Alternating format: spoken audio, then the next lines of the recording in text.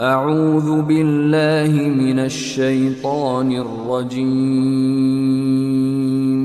بسم الله الرحمن الرحيم. أو تقولوا لو أنا أنزل علينا الكتاب لكنا أهدى منهم فقد جاءكم